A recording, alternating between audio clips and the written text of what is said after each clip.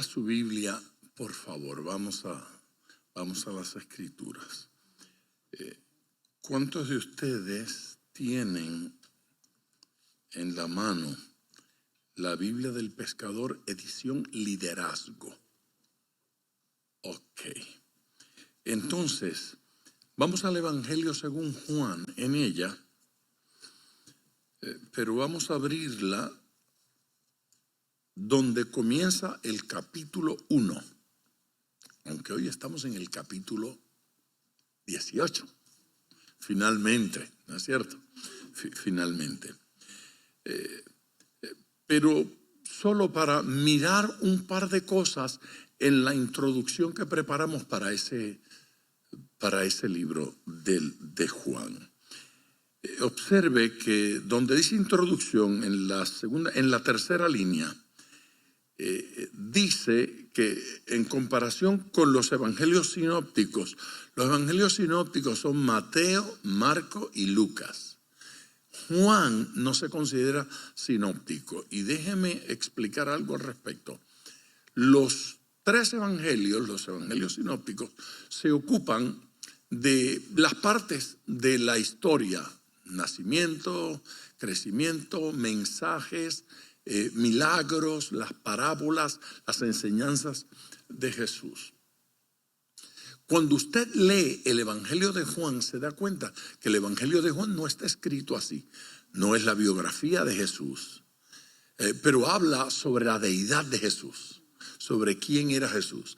Así es que el Evangelio según Juan es un evangelio que se considera un evangelio espiritual. En lugar de incluir esos sermones que aparecen en los otros, esos milagros, esas historias, habla de la persona de Jesús, habla de su deidad, habla de su poder. Así es que es un intento de presentar a Cristo. Yo les decía que mirara la tercera línea, porque en la tercera línea decimos más del 90% de su contenido no aparece en los otros evangelios. 90% de su contenido no aparece en los otros evangelios. No se dedica a lo mismo que se dedican los demás. Otro detalle que quisiera que viésemos es que en la tercera sección, la que dice ahí en la introducción, contexto histórico, lo lee luego, pero dice que se ha considerado desde siempre que este evangelio fue escrito entre el año 70 y el año 100. Eso del año 70 y el año 100 son dos fechas importantes para que los estudiosos hayan llegado a esa conclusión. Año 70 fue la destrucción de Jerusalén. Aquel general Tito toma la ciudad, la destruye, desaparece Jerusalén como ciudad. El año 100 es el año de la muerte de Juan. Así es que por algunas razones, y una de ellas yo la voy a mencionar dentro de un rato, por algunas razones no debió haber sido escrito antes del año 70. Obviamente una de ellas es que los otros evangelios ya estaban escritos cuando se escribe este. Por esa razón él decide escribir un evangelio diferente. Ya aquellos tres contaron todo, déjame decir otras cosas que ellos no han dicho. 90% diferente. Y el 100, porque si él muere en el año 100, no lo debe haber escrito después. Así es que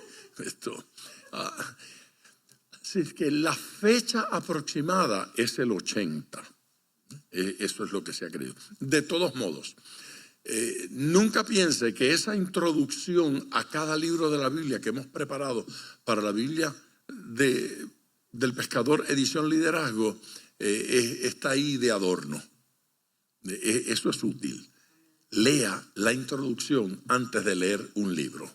Lea la introducción, entérese de algunas cosas. Ahora sí, movemos las páginas y llegamos al capítulo 18. ya Jesús estuvo en el aposento alto celebrando la última cena, ¿cierto? Ya Judas lo abandonó, se fue. Ya Jesús hizo la oración sacerdotal, esa que duró varios meses, la del capítulo 17, y ya la terminamos la semana pasada. Y ahora Jesús se traslada al Getsemaní. Y en Getsemaní, usted leyó en los otros evangelios esa agonía de Jesús, pero Juan no la menciona. Y Juan no la menciona porque Juan dijo, pues si ya lo leyeron en los otros evangelios, ya ustedes conocen esa historia, pero él va a decir algunas cosas acerca de lo que sucedió allí que los otros no lo dijeron, que los otros no lo registraron. Así es que vamos nosotros directamente a mirar nuestros versículos. En este capítulo, lo primero que va a tratar, los primeros 12 versículos, es el arresto de Jesús en Getsemaní. Y digo el arresto de Jesús en Getsemaní porque los otros van a contar lo que pasó en Getsemaní. Juan no. Para Juan, en Getsemaní fue donde lo arrestaron. Y esto es lo importante para él. Luego, ese mismo capítulo nos va a hablar del momento en que lo llevan al patio de Anás. Allí va a hablar de las negaciones de Pedro, las veces que Pedro lo negó. Luego del proceso ante el famoso tribunal de Pilato. Esas son cosas que no las vamos a ver hoy. Hoy vamos a ver solamente el arresto. Y unas elecciones que ocurren ahí en el tribunal de Pilato. Van a elecciones. ¿A quién quieren que les soltemos? ¿A Barrabás o a Jesús? Jesús perdió las elecciones. Así que eso de que siempre las elecciones las gana el bueno no es verdad. Jesús perdió las elecciones. La gente gritó, como dijo Bobby, que suelten a Barrabás. Decían los fariseos. Y en efecto lo soltaron. Así es que pierde las elecciones y llegó la hora cero. Aquí en este capítulo 18 llega la hora cero. De esto se ha estado hablando en todo el evangelio. Jesús ha estado anunciando su muerte, ha estado preparándolos, pero la cosa no ha llegado. Y usted sabe lo que dicen en el campo, ¿verdad? Que es más fácil llamar al diablo que verlo venir. Bueno, pues es más fácil decir las cosas que vemos, por ejemplo, a Pedro. Aunque todos te dejen, yo no te voy a dejar. Aunque todos te abandonen, yo no te abandono. Yo voy a estar contigo hasta la muerte, hasta las últimas consecuencias. Y yo no creo que Pedro era hipócrita. Pero una cosa es lo que a sangre fría uno dice y otra cosa es lo que cuando llegan las circunstancias, entonces yo nunca voy a hacer, yo nunca voy a decir, en eso yo nunca me meteré. Y después uno dice, ¿cómo es que estoy metido en esto? ¿Cómo es que ha sucedido esto? Y eso lo vamos a ver no solo en la vida de Pedro, pero para ser justo, en la vida de todos, de todos los discípulos. Versículo 1. Habiendo dicho Jesús estas cosas, y si hemos aprendido de la manera en que yo estudio la Biblia, usted tiene que hacer la pregunta: ¿cuáles cosas? ¿Cuáles son estas cosas? ¿Qué es lo que Jesús había dicho? Salió con sus discípulos al otro lado del torrente de Cedrón, donde había un huerto. Juan no nos dice cómo se llama el huerto, pero todos ustedes saben. Y por eso es que no lo puso. Él dijo, ya ustedes saben. Del otro lado, ¿verdad? Después del torrente de Cedrón, llegaron a donde había un huerto en el cual entró con sus discípulos.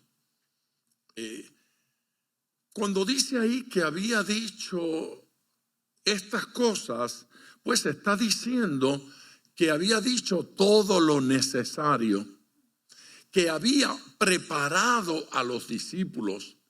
Que en los otros evangelios aparecen una serie de pequeños sermones, son como pequeños sermones, uno tras otro. Jesús repasando una cantidad de enseñanzas y que había orado, que había ido a la oración. La oración esta de Jesús, que ya ustedes saben perfectamente, el enorme contenido que tiene, fue una experiencia de preparación. Jesús oró por todo lo que tenía que orar, por él, por ellos, por lo que venía, por el futuro de la iglesia. Da la impresión de que él resolvió todo lo que quedaba pendiente para ir a Getsemaní. ¿Sabía Jesús que Judas lo estaba entregando? Sí, él lo dijo. ¿Sabía lo que estaba sucediendo? Sabía que lo iban a arrestar. Es evidente que Jesús se está preparando en esto. Y lleva a los discípulos a prepararse igualmente. Así es que no solamente ora él, sino que va a Getsemaní, les dice que oren, se va él aparte a orar, regresa y están durmiendo.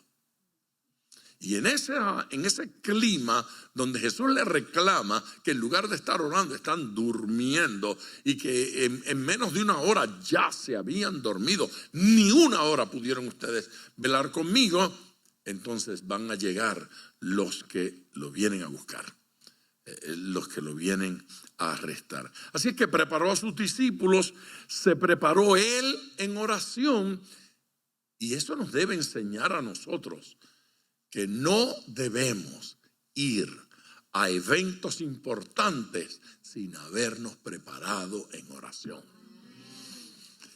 Y usted va a escuchar a una gente que suena muy espirituales, muy espirituales. Eso de que hay que orar y ayunar primero, Cristo siempre está en mí, yo siempre estoy preparado. No los oiga. Esos son superficialidades. Jesucristo decide prepararse para aquel momento que venía. Decide preparar a los discípulos para aquel momento. Toda experiencia importante en su vida, toda experiencia, acompáñela, prepárese para ella con periodos particulares de oración. Pastor, usted está tratando de crear una religión de tanto tiempo de oración. De lo que usted quiera, prepararla, pero tome el consejo. No se case sin orar. No para sin orar. ¿Sí? No cambie de trabajo sin orar. ¿Sí? No emprenda una nueva negocio, empresa, lo que sea, sin orar. No grabe un disco sin orar. No compre un auto sin orar. Y de cada una de esas cosas que voy mencionando, yo podría contarle alguna experiencia personal, pero no nos va a dar el tiempo. Y ahora Jesús se adelanta a la batalla. Así es que ya oró y ahora como sumo sacerdote va a enfrentar el tema de la muerte. Aquí lo que comienza es la historia de la muerte de Jesús. Este arresto no es para otra cosa. Este arresto no es para investigar el caso. Esto está decidido. A Jesús lo van a crucificar.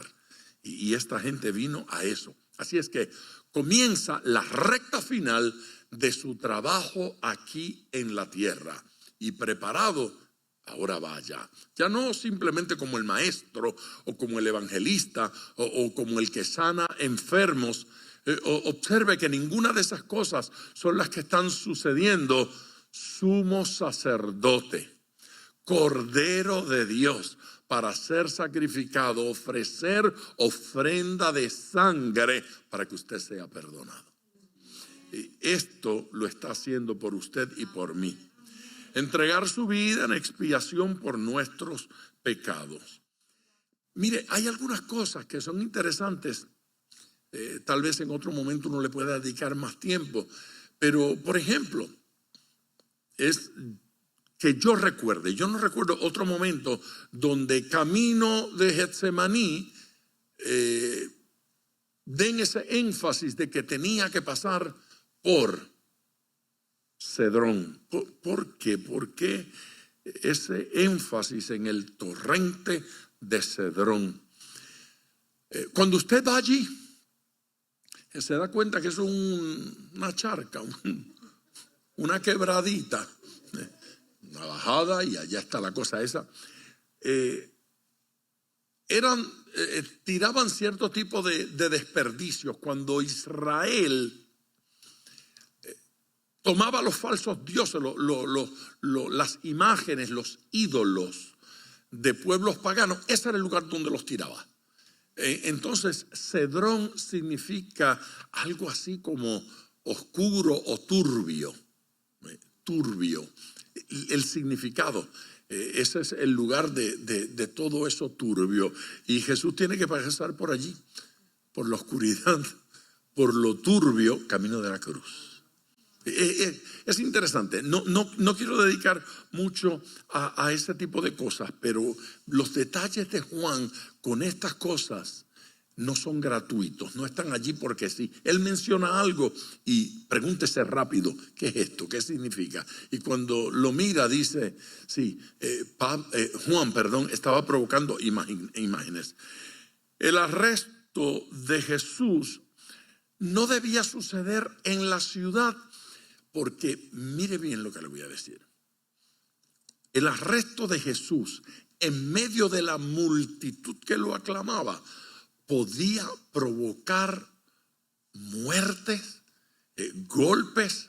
Usted conoce la escena, Pedro se pone violento. Imagínese nada más que hayan 1,000, 2,000, 3,000 personas de esas que vieron milagros y están con él y ocurre una cosa como esta.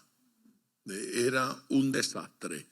Jesús se aparta de allí, se va al monte solito a Getsemaní con sus discípulos nada más, y allí ocurre el arresto, como si hubiese preparado el ambiente para que otros no sufrieran. Él sabía que él iba a sufrir, él sabía que le iba a ir mal, pero está tomando medidas para no afectar a otros, para que terceros no fueran dañados. Tenemos que aprender de Jesús. Amén. Tenemos que aprender de Él. Detalle, y este detalle no lo estoy diciendo porque se me ocurrió esta mañana, pero yo recuerdo, yo de niño, yo era miembro de una iglesia, la única de la que fui miembro hasta llegar a capilla, una iglesia que pues era muy democrática, esa cosa que usted podía proponer y decir, yo propongo que nos busquemos otro pastor. ¿Quién me secunda? El otro levanta la mano y el pastor, uno entraba de pastor y podía salir de ni miembro. Pero uno de los pastores que hubo, lo amé mucho, Maldonado, reverendo Maldonado. Una vez hablando de esto, él hizo un comentario. A lo mejor no fue el comentario más importante, pero a mí me acompaña hasta el día de hoy. Él dijo, el pecado entró por un hombre a la humanidad en un jardín, en el jardín del Edén. Y cuando Jesucristo inicia su proceso para resolver ese problema del pecado, lo inicia en un jardín, en el jardín de Getsemaní. A mí me pareció interesante y uno lo mira y dice, ahí está, no hay duda. Los sufrimientos de Cristo para resolver el problema de nuestros pecados comienzan en el jardín de Getsemaní. Así que sus discípulos serían testigos y estarían dispuestos a sufrir, aprendiendo del sufrimiento de Jesús. Cuando menos esa era la idea. Los discípulos habrían de testificar. Si Jesús los quería tanto, ¿por qué no los dejó fuera? Porque ellos tenían que ser testigos de su sufrimiento para poder ser los apóstoles fundadores de la iglesia. Somos testigos. Para ser apóstol tenía que ser testigo desde el bautismo de Juan, desde que Juan bautizó a Jesús. Quien no estuvo allí no podía ser uno de los 12. Se requería que estuviera desde Juan y tenía que estar hasta la ascensión misma para que fuera testigo de todo. Y esto es un punto importante. Ellos tenían que estar allí. Allí estaban para ser testigos del sufrimiento. Y también Judas, dice el versículo 2. Y también Judas, o sea que los discípulos vinieron, ¿sí? En el cual entró con sus discípulos, y también Judas, el que le entregaba. Y eso de que el que le entregaba no es el que le entregó ni el que le va a entregar. El que le entregaba, el que estaba en el proceso de entregarlo. La gestión, la negociación se había hecho. Judas negoció varias cosas. ¿Cuánto me van a pagar por la traición? Además, ¿qué recursos voy a tener para arrestarlo? Y le dan un ejército. Judas viene al arresto de Jesús con un ejército, viene equipado. Y también Judas, el que le entregaba, el que estaba en el proceso, conocía aquel lugar. Judas, además de los 11, conocía aquel lugar porque muchas veces se había reunido allí con sus discípulos. Judas, en medio de los discípulos, se había reunido con Jesús en ese lugar. Habían tenido múltiples reuniones en ese lugar. Lo que Juan está provocando con esa declaración es decirnos, este bandido utilizó, sí, exactamente eso, la confianza, la familiaridad que se le había concedido. Eso es lo que está utilizando para abusar de Jesús, para traicionarlo, para entregarlo. Allí está su fuerza. Se le ha dado acceso, se le ha dado lugar de intimidad. Si alguien habla contra un pastor, pero no lo conoce, es un individuo que poca gente le va a hacer caso. Pero si esa persona dice, yo he sido su barbero por 9 años, yo comía en su plato, el caso de Judas, yo mojaba con él en su plato, yo podía meter la mano con pan y mujer en la sopa de Jesús. Entonces la gente va a decir, ese es íntimo, ese es cercano, lo que está diciendo es verdad, tiene fuerza por la familiaridad, tiene acceso. Judas hace uso de esa información. Judas hace uso de ese privilegio que le concedía la familiaridad que tenía con Jesucristo para su plan diabólico, para su plan demoníaco, traicionar. A veces nos engañamos y creemos que las traiciones los chismes, las difamaciones son casuales y accidentales, se sorprenderá al descubrir cómo la gente trabaja un chisme y cómo la gente trabaja una mentira, cómo la gente siembra cositas contra este, contra aquel, contra otro, y le crea ambientes negativos. No podemos ser inocentes en estas cosas. Muchos de los problemas con los discípulos los inició Judas, con la queja, con el negativismo, con ciertos señalamientos, porque tenía una conducta pecaminosa durante el proceso. Los pecados de Judas no comienzan con la traición, allí llegan, allí en eso desemboca, pero comenzaron mucho antes. Nunca una persona cae el primer día. No cae el primer día. Lo considera, lo piensa, lo habla, lo adorna y poco a poco va caminando hacia allí. El proceso de caída es largo y del deterioro es largo. Judas, pues, tomando una compañía de soldados, eso es un montón de soldados, se llevó una compañía completa. Así es que el tipo iba como centurión, blindado. ¿No es cierto? Pero además de la compañía de soldados, iba también con los alguaciles de los principales sacerdotes. No el alguacil, sino los alguaciles. Y de los fariseos, más alguaciles. Todo esto es en plural.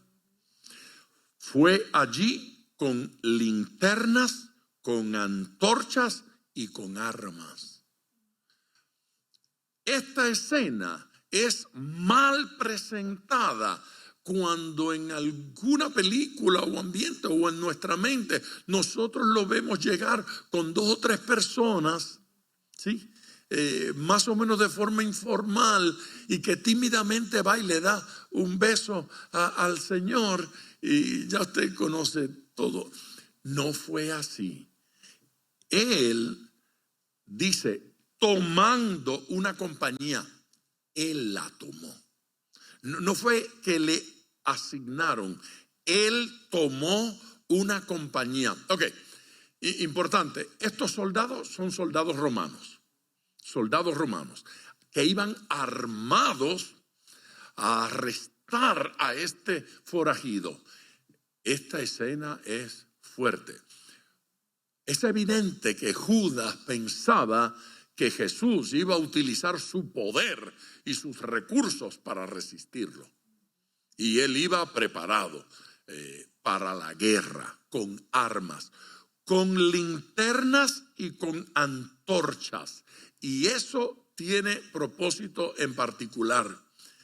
Él iba preparado porque Jesús tal vez se va a esconder y lo tenemos que buscar con linternas, no de pila, no es Energizer, pero con linternas y con antorchas. Con uno se alumbra el camino, con lo otro se busca entre los arbustos. Así que estos venían preparados para que Jesús huyera, se escondiera, lo tuviesen que buscar, y venían muchos porque no venían a arrestar solo a Jesús, venían a llevarse a Jesús y su compañía. Así es que estos vienen a buscarlos a todos, se los van a llevar. Y Jesús sabe, y lo vamos a ver ya en breve, Jesús sabe que lo vienen a buscar no solo a él, a los discípulos también. Jesús lo sabe, Jesús se da cuenta de eso, su presencia, él lo sabe todo. Amén. Él lo sabe todo. De un lado los soldados son romanos, pero del otro están los alguaciles. Y esto es la policía de los sacerdotes, de los principales sacerdotes, de los ancianos y de la secta de los fariseos. Así es que aquí habían veintenas de soldados y de alguaciles de los distintos grupos. Este señor llega con un contingente de personas que le están respondiendo a él, porque él es el que conoce el lugar donde Jesús íntimamente se reúne con sus discípulos para orar, para conversar, para enseñar la palabra, para responder a preguntas. Lo está traicionando en el más alto nivel. Esta gente, los alguaciles de los fariseos y de los sacerdotes, muchos de ellos eran enemigos entre ellos, representaban distintas sectas dentro del judaísmo y eran todos enemigos de los romanos. Esos romanos abusadores que nos maltratan, eran enemigos. Todos se pusieron de acuerdo contra Jesús. El diablo y sus secuaces llegan a acuerdo cuando se trata de atacar a Jesús, atacar a la iglesia, atacar la verdad, atacar la obra, atacar la Biblia. Sí, eran enemigos entre ellos, pero aquí están funcionando de lo más bien. Judas los había tomado, así es que esa escena provoca algo así como un Judas que viene marchando inflado de poder, con mis soldados, con mis alguaciles. Los de la religión me respaldan, los políticos me respaldan, los soldados, el ejército está conmigo. Suena a candidato, se está postulando. Él se creía alguien ahora, le había funcionado. Tengo una fortuna que recoger, que me van a pagar plata, oro. Eran de plata, ¿verdad? Voy a tener de todo. He resuelto mis problemas. Ya he resuelto mis problemas. Me pegué en la loto.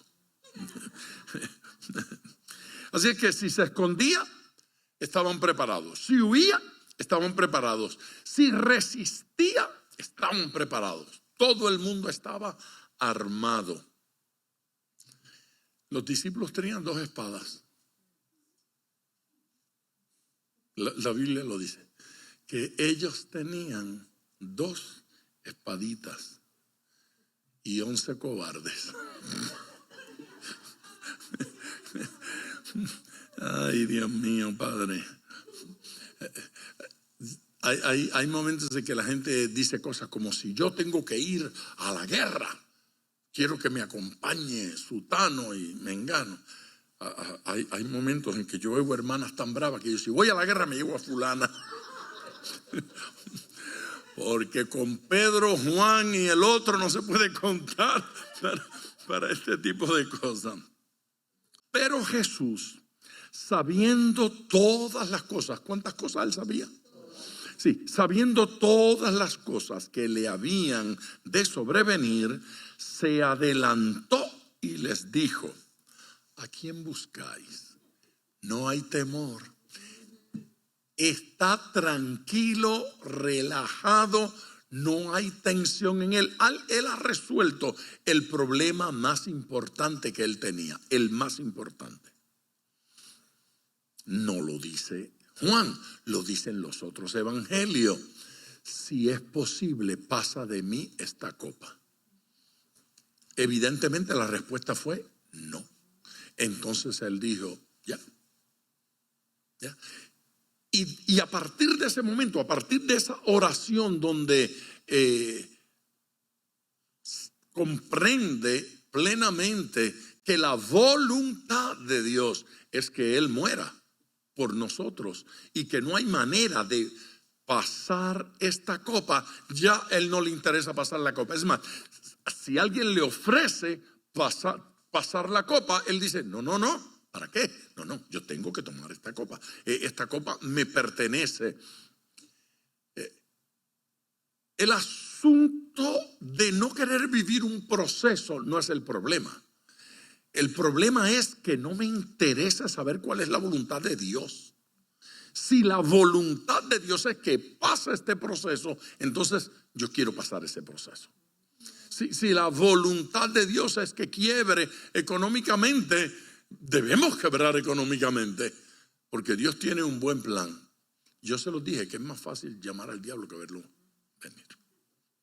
Pero la voluntad de Dios es lo importante en nuestras vidas. Jesús resolvió eso en Getsemaní orando. Ahora llega esta gente y Jesús está absolutamente tranquilo. ¿A quién buscáis? ¿Sí? ¿A quién buscáis? Sabiendo por su presciencia, tranquilo en su pregunta, sin temor, Jesús se resistió cuando lo querían hacer rey. ¿Recuerda? Que lo querían. Jesús se resistió. Pero para sufrir por nosotros es voluntario. No hay resistencia. Se ofrece. Se está ofreciendo. Aquí estoy. ¿A quién buscan? Les respondieron a Jesús Nazareno. Un detalle. Sabe que eso es básicamente un insulto. Jesús Nazareno. Ni saben de dónde es, porque él era Jesús de Belén. Pero Jesús Nazareno, de donde no sale nada bueno, del montón, no es de la ciudad, no es de la loza, no es de aquí, de los riquitos, es de los de allá, de ese sitio lejano. Jesús Nazareno. ¿A quién busca? Le respondieron a Jesús Nazareno. Lo interesante es que Jesús pudo haber aclarado: yo no soy nazareno. Jesús pudo haber aclarado: mira, nene, yo soy de aquí, del barrio, ¿sabe? De Belén, de las afueras de Jerusalén, cerquitita, vas a pie. Yo soy de aquí. Jesús no hace ninguna aclaración, porque Jesús comprende perfectamente en el proceso en el que va. ¿Ha visto usted como gente poco inteligente en temas de conversación? Por otras cosas pueden ser inteligentes. Se van constantemente por las ramas. Jesús, no, yo quiero aclarar que yo nací en Belén. ¿Y eso qué tiene que ver con esto? Si te vengo a arrestar. No importa si tienes o no tienes pasaporte. Dame tu licencia. No, yo no tengo licencia, yo lo que tengo es pasaporte y el ID que tengo. Dame lo que tenga, dame la billetera entera. Se van por las ramas y detienen la conversación, se distrae todo el proceso. Jesús no. Jesús respondió: yo soy. Y estaba también con ellos Judas, el que le entregaba. Otra vez el énfasis, el que estaba en el proceso ese. Juan quiere que nosotros sepamos que esto es toda una trama preparada por Judas y que de ninguna manera le crea usted el cuento a los que lo justifican de alguna manera. Él estaba entregando al Señor Jesús y Jesús respondió a toda aquella gente que estaba allí. Se fija, usted y yo nos hubiésemos visto tentados a responder a la pregunta: ¿a quién buscan? A Jesús Nazareno. ¿Dónde está? ¿Quién es? Yo me hubiese sentido tentado de decirle, pregúntale a este, al jefe de ustedes, al que los trajo aquí, pregúntenle a él que quién es. No es cierto, Jesús no está en eso. Yo soy. Es importante la expresión, pero hay que tener cuidado con esto. Voy a eso ahora, pero aún estando Judas allí y estando entre ellos los alguaciles del templo. Oiga, ¿cuántas veces iba Jesús a enseñar en el templo? Y los alguaciles no lo conocían. ¿Cuántas multitudes? A esta gente le había virado las mesas. Ellos habían intervenido el fin de semana antes, el fin de semana anterior. Estos alguaciles sabían quién era Jesús. Cuando menos, la mayoría de ellos. Eso le dice a usted que Jesús estaba tranquilo, pero ellos no. Esa gente se estaba preguntando cómo iba a responder Jesús y qué recurso tendría. Hay tensión en ellos. Cuando les dijo yo soy, retrocedieron y cayeron a tierra. Retrocedieron y cayeron a tierra. Unos intentan espiritualizar mucho esto, otros intentan restarle fuerza espiritual. Yo no sé si estoy de acuerdo con los unos o con los otros, porque yo veo aquí miedo, y cuando alguien responde con esa fuerza y firmeza, sí sucede que se retrocede. Y sí sucede que retrocediendo en grupos se enreda todo el mundo y cae al suelo. Pero también es cierto que la palabra, el término que él utiliza allí, yo soy, es el mismo término allá en la zarza que ardía y no se consumía de Moisés, cuando le dice, bueno, dile a Faraón que yo soy el que soy. Y ese es la misma palabra, la misma línea que Jesús está utilizando. Pero Jesús ha dicho eso de yo soy en otras ocasiones y no se ha caído nadie. Aquí ocurre algo especial. De alguna manera le está diciendo a los discípulos, oigan, quedó claro, esta gente no tiene poder sobre mí. Esta gente no me arresta. Esta gente no pueden conmigo. Jesús lo hizo claro con una ilustración inmediata. Yo soy, y fueron al suelo. No tuvo que negarlo, no tuvo que esconderse, no tuvo que mentir. Él era el poderoso. Amén. Él tenía el poder para detenerlo. Amén. Ellos lo despreciaban, pero Dios lo honraba. Dios lo está honrando ante todo.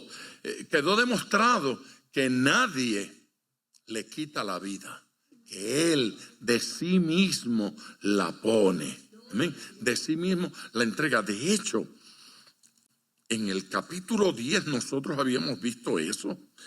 En el mismo evangelio de Juan, en el capítulo 10, lo busco primero y les digo después. El 18, nadie me la quita, hablando de la vida. El 17 ya decía, por eso me ama el Padre, porque yo pongo mi vida para volverla a tomar. Nadie me la quita, sino que yo de mí mismo la pongo. Amén. Yo de mí mismo la pongo. Y eso está quedando claro. Yo soy. Con esas palabras Jesús había consolado a los discípulos muchas veces.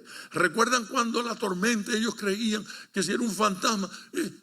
Yo soy. Allí yo soy. Y cada vez que Jesús decía yo soy, era para consolarlos. Tranquilo, la tormenta no puede. Yo soy. Yo estoy aquí. Yo soy el que está con ustedes. Yo soy el que les protege. Yo soy el que les bendigo. Amén. Yo escribí una cita que encontré.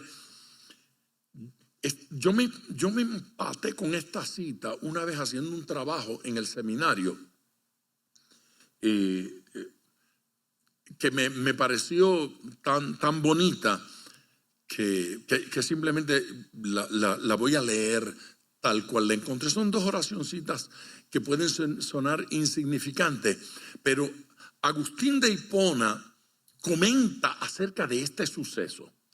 Del momento en que sucede esta declaración de Jesús y él dice, ¿qué hará cuando venga a juzgar el que hizo esto cuando iba a ser juzgado? ¿Qué hará cuando venga a juzgar el que hizo esto cuando iba a ser juzgado? ¿Cuál será su poder cuando venga a reinar, si tal poder desplegó cuando estaba a punto de morir? Yo dije, este es inteligente, el Agustín. Tinito, decían su.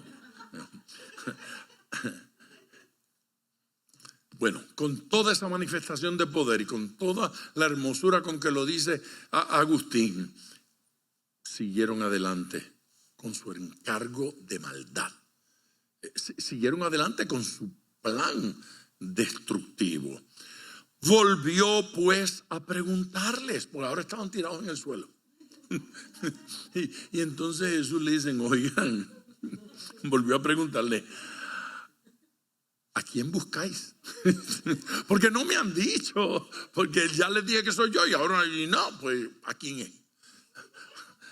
Si era a Saint Jude, está aquí.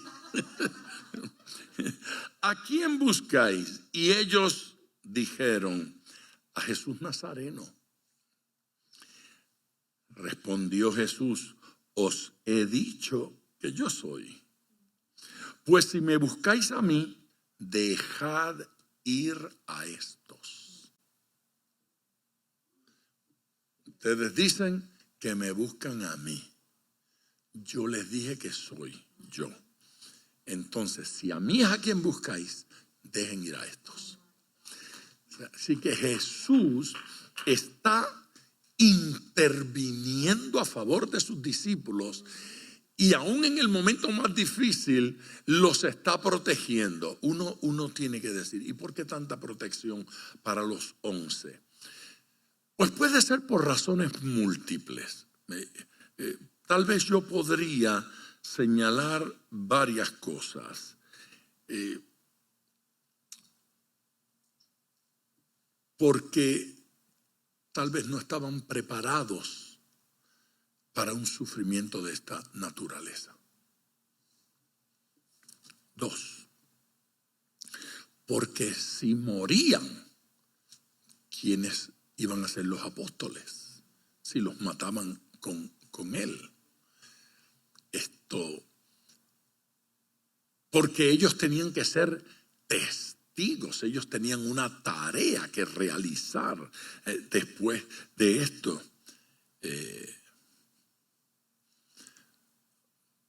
Puedo seguir intentando dar algunas razones. Pero lo que Jesús está haciendo ahora, que es un acto de suma y suprema valentía y sumo y supremo amor por ellos, sale a defenderlos, a conseguirle el permiso para irse. Esa acción valiente de Jesús contrasta con las acciones cobardes que los discípulos van a tomar de inmediato.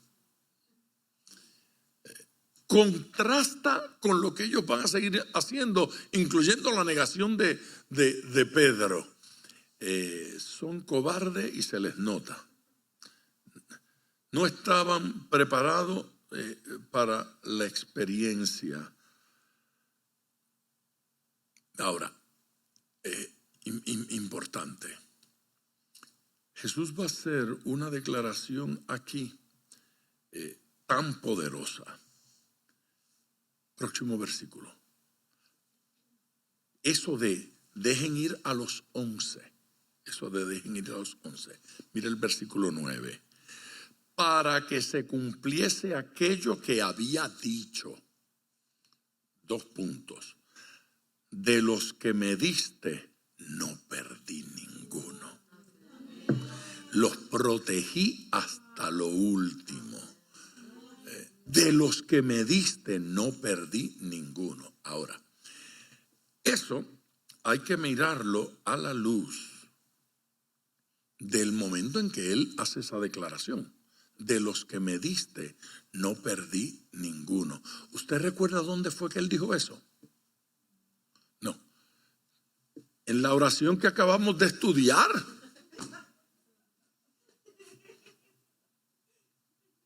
En los 2 meses que invertí en la oración del capítulo anterior, del capítulo 17, es allí donde Jesús hace la declaración. El versículo 12, vamos a él. Cuando estaba con ellos en el mundo, yo los guardaba en tu nombre. A los que me diste, yo los guardé y ninguno de ellos se perdió, sino el hijo de perdición, para que la escritura se cumpliese.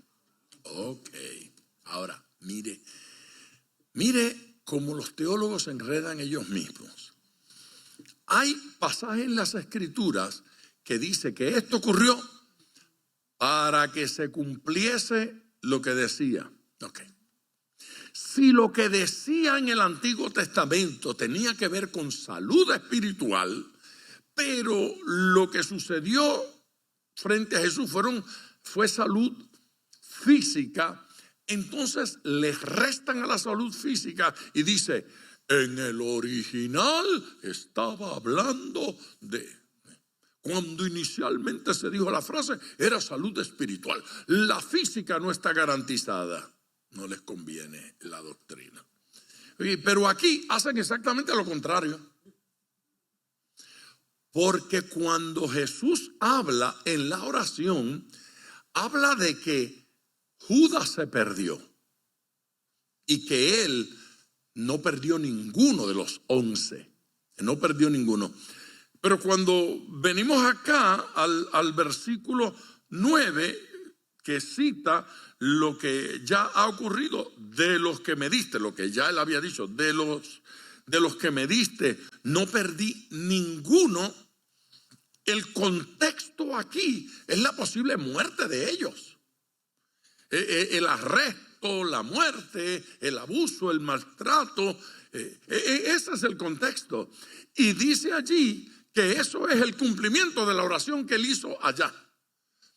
A ver, entonces, en lugar de espiritualizarlo, tendríamos que ser honestos y decir, cuando el Señor habla de protegernos, de protección a nuestras vidas, no solo está hablando de protección espiritual, también está hablando de integridad física.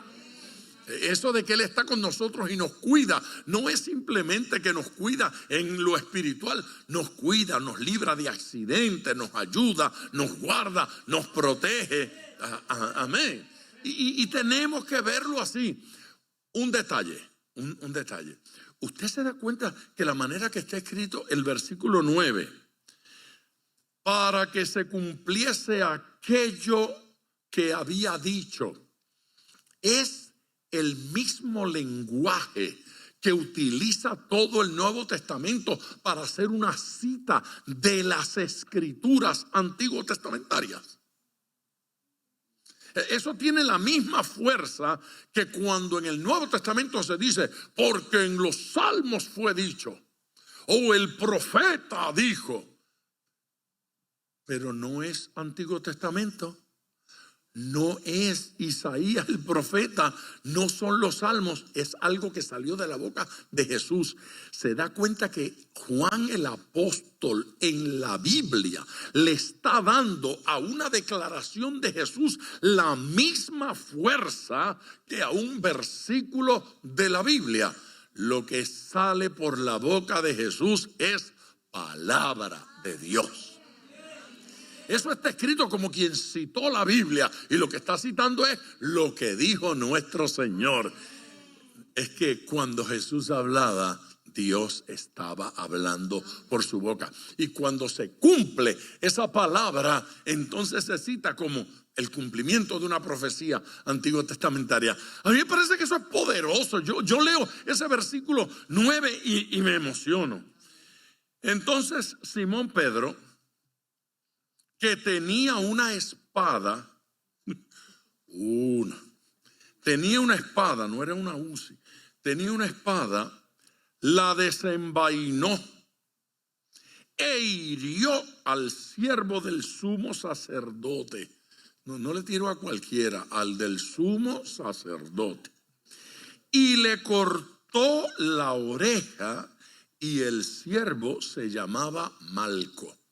No era puertorriqueño, no es que se llamaba Marco no, es que se llamaba Malco. Alguien me dijo que el domingo cuando yo hablé del purgatorio, primero dije purgatorio, después dije purgatorio. Yo dije, puede ser. No se me notan mis orígenes. El purgatorio. Le cortó la oreja. Y el siervo se llamaba Malco. Ok, importante. El único que cita los dos nombres. Los otros evangelios ni dicen quién fue el apóstol, ni dicen cómo se llamaba el siervo del sumo sacerdote. ¿Hay una razón para eso? Pues una de las razones muy válidas es que ya vimos en el que preparó esa maravillosa introducción del Evangelio de Juan, que leímos, que este Evangelio se debe haber escrito para el año 80. Para el año 80 habían ocurrido ya dos cosas. Primera, ya el sumo sacerdote no estaba allí, el templo había sido destruido, la ciudad arruinada. El sumo sacerdote no tenía alguaciles que lo defendieran. Ahora decir el nombre no era problema. Dos, Pedro había muerto. Ya no lo podían mandar a buscar porque le había cortado la oreja entonces, como es el último evangelio que se escribe, Juan tiene la libertad de decir quién fue y cómo le cortó la oreja. Que dicho sea de paso, para usted cortar una oreja no puede tirar así, el machete así. Pues si lo tira así, le está tirando al cuello. No, lo tiene que tirar así. Él lo que le quería era rajar la cabeza. Lo que él quería era matarlo. Él no estaba jugando, él tiró a matar. En Lucas 22, aquí, cuando está en esto, Jesús, un poquito antes de esta escena de Getsemaní, Jesús dice allá, y lo cita Lucas, dice que Jesús le dijo, yo los había mandado a ustedes sin bolsa, sin dinero, sin nada. Ahora quiero que lleven bolsa y dinero y no sé cuánto y vayan porque lo van a necesitar. Y espada. Y uno de ellos viene y le dice, tenemos dos espadas. Eso es casi gracioso. Tenemos dos espadas. Y Jesús no le responde y dice, basta, vámonos. Y se van a Getsemaní. ¿Qué clase de inventario es el de este? Tenemos dos espadas. No sea bobo, vaya al taller y compre. Inmediatamente la próxima escena es esta. Y Pedro, que se había adueñado de una de las dos espadas, eso es lo bueno, es el jefe, le tiró. Créanme que no estaba jugando, pero Dios no permitió que le alcanzara la cabeza, o el muchacho Marco, era bueno cabeceando, tenía buenos reflejos y se le salió. Lo cierto es que le cortó la oreja. De la manera que está dicho en el original, parece que se la tumbó. Eso no es ciencia, eso no es ley. Jesús se la vuelve a poner. Pero se da cuenta que para Juan los milagros no habla de eso. Se la dejó en el suelo. ¿Qué pasó con la oreja de Juan? No sabemos aquí. Pero nosotros sabemos lo que sucedió. Así que esta gente ahora van a ver de inmediato un segundo milagro extraordinario. Le coloca la oreja en su lugar. Ni aún así se detuvieron. Ni aún así se detuvieron. Siguieron adelante con el proceso. Sí, es fuerte. Pedro se precipita a una acción que nos reímos ahora porque lo estamos leyendo. Pero si usted está allí, si esto sucede aquí, ¿sí? Y van a arrestar aquí al pastor, al otro. Y sale, no sé, Cristian o alguien, Evangelio, agarra y le va para encima al policía. La gritería aquí es espantosa. Esto no es una escenita así boba, ¿verdad? Nos reímos porque lo leemos. Y como yo sé cómo termina la historia, pero colorín colorado. Pero no es una escena simple.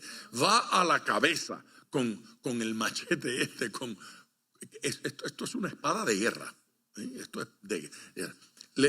Le corta la oreja, la sangre está corriendo. Usted sabe cómo esto sangra. Y Jesús la toma y la coloca allí. Mire, esa acción de Pedro se llama imprudencia. Sí, que es celo, amor a Jesús, todo lo que usted quiera. Pero Jesús le había dado una cátedra. Y si te pegan en una mejilla, pon la otra y no pagues. Y ahora allá va el superapóstol. Aquí te va el machetazo. Jesús lo detiene. Jesús lo detiene. Hace el milagro, resuelve el problema. Y usted dice, pero bueno, tampoco es así que es tan malo. No es tan malo. Piense por un instante qué sucede. Si él le corta la oreja o le alcanza la cabeza, mata al alguacil del sumo sacerdote, los otros le van para encima y de los 11, ¿cuántos quedan vivos? La masacre. O sea, en su imprudencia, por celo, por amor, por lo que usted quiera, casi provoca que maten a todo el mundo y se acabe esto de forma trágica. Eso no es una escena cualquiera.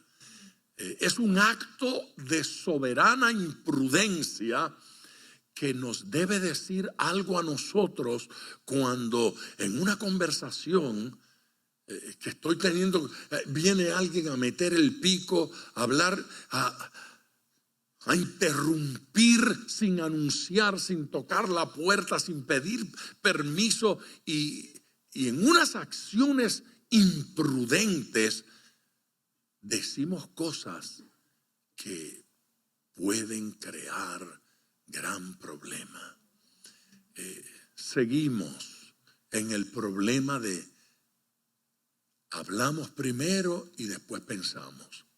Oiga, haga un alto, respire profundamente, piense, ore, pregúntele a Dios y luego habla. ¿Sí? Iba a decir una cosa, pero esto no la debo decir. Jesús entonces dijo a Pedro, mete tu espada en la vaina. Oiga, esto es la terminología que él había estado usando en la oración en Getsemaní hace un ratito. La copa que el Padre me ha dado, no la he de beber. Usted debe pegar un grito al oír eso, porque lo que Jesús le había estado preguntando al Padre es, ¿hay manera que no la tenga que beber? ¿Puede pasar de mí esta copa? ya Jesús ha entendido que el Padre quiere que tome esa copa. Entonces dice, aquí no hay nada que discutir. Aparece Pedro, no voy a permitir que tú tomes esa copa. Yo doy mi vida por ti. Lo detiene, envaina tu espada. La copa que el Padre me ha dado, no la he de beber. No voy a aceptar la voluntad de Dios porque me duele. No voy a aceptar la voluntad de Dios porque lo que me está diciendo es cállate cuando te insulten. No voy a aceptar la voluntad de Dios porque es no respondas cuando te pegan. Ahí no, pero si la voluntad de Dios es recibe esta bendición que venga mi Señor. La voluntad, si tu voluntad es que yo sea millonario, ¿qué voy a hacer? Aceptaré los millones. Si tú lo que quieres es que yo sea grande, hermoso y famoso, no puedo resistir tu voluntad. Dejémonos de tonterías. Vamos a comprender que la voluntad de Dios siempre es buena, aunque implique dar la vida en el Calvario. Amén. Entonces, la compañía de soldados, el tribuno y los alguaciles de los judíos prendieron a Jesús y le ataron. ¿Sabe que ninguno de los otros evangelios dicen que lo ataron? Dicen que lo arrestaron, pero ninguno dice que lo ataron. Y Juan va al detalle, lo ataron. Y lo dice como que duele, como si estuviese diciendo, no es necesario que a mi Señor lo ataran. No lo tenían que amarrar. Se lo llevaron amarrado como detuvo la espada. Detuvo la pelea, le puso la oreja. No los atacó y lo amarran. O sea, lo humillan, lo avergüenzan atándolo. Juan quiere que nosotros notemos eso. Juan desea que usted vea cómo nuestro Señor fue tratado en ese proceso de... Yo sé que el versículo 12 en la Biblia suya está después de la división, pero eso es lo que sucede inmediatamente de esta trifulca. Así que a mí me parece que lo teníamos que incluir. Jesús se dejó arrestar sin presentar ninguna resistencia. Ninguna resistencia. No porque no pudiese escapar,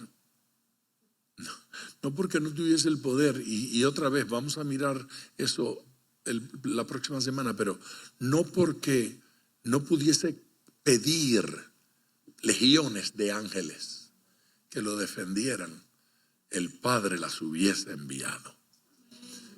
Pero a él no le estaban quitando la vida, él la estaba poniendo voluntariamente para que usted y yo fuésemos salvos.